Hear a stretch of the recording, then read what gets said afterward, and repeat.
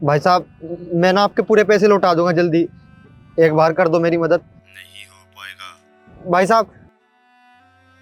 सुन, client time है, 10 plate कुलचे pack कर दो। सब तारीफ करते हैं तेरे कुलचे की। जी साहब, करता हूँ। क्या हुआ, बहुत परेशान सा लग रहा है? साहब, मैंने आपको बताया था ना, मेरी बीवी पेट से है और उसमें ना खून की कमी है। मेरे सारे पैसे डॉक्टर के पास चले गए। अब मेरे पास लगाने के लिए कुछ भी पैसे नहीं है। और साहब, आपको तो पता ही है, मौसम खराब है।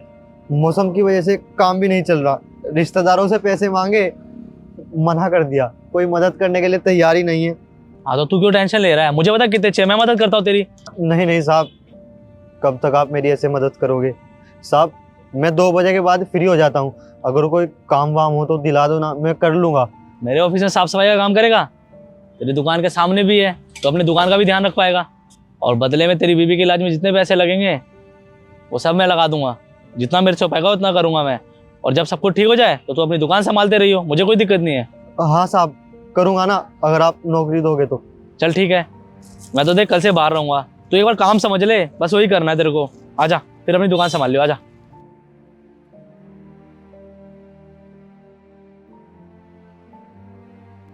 देख, ये पूरा फार्म दिख रहा है ना, बस इसकी साफ सफाई करनी है और जितनी गाड़ी है ना सबको साफ रखना है। हो जाएगा?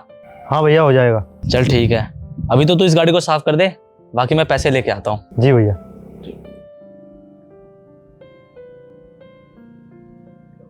साहब के पास भले इतना पैसा है, पर थोड़ा सा भी घमंड नहीं है। ओए, कौन है तू और अंदर कैसे आया और गाड़ी के हाथ कैसे लगा रहा है? तू तो वही है ना जो बाहर छोले कुलचे की रेडी लगाता है? जी मैम साहब। तेरी हिम्मत भी कैसे हुई अंदर आने की? अरे मैंने कितनी बार बोला है बाहर से इसकी छोले कुलचे की रेडी हटवा दो। पता है कितनी डिस्टरबेंस होती है? और आज तो ये ऑफिस के अंदर ही आ गया।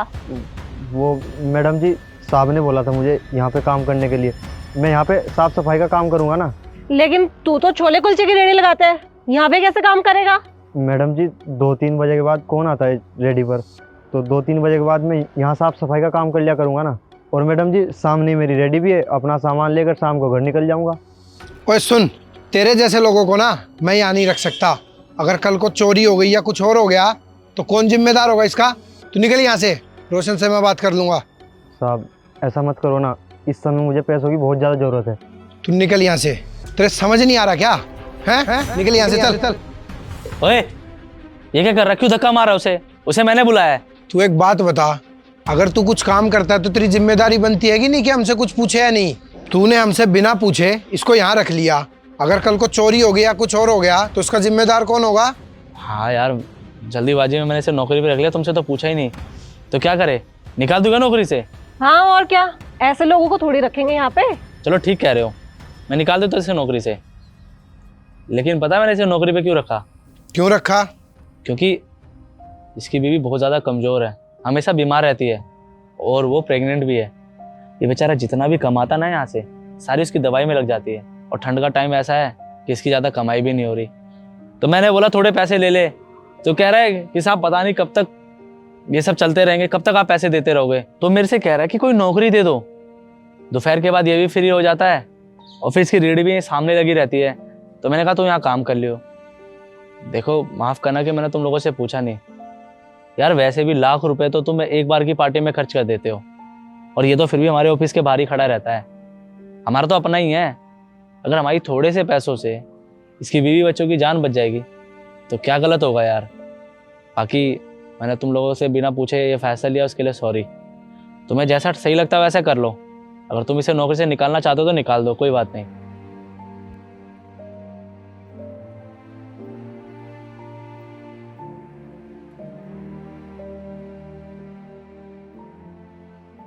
सुनो, मुझे माफ करना।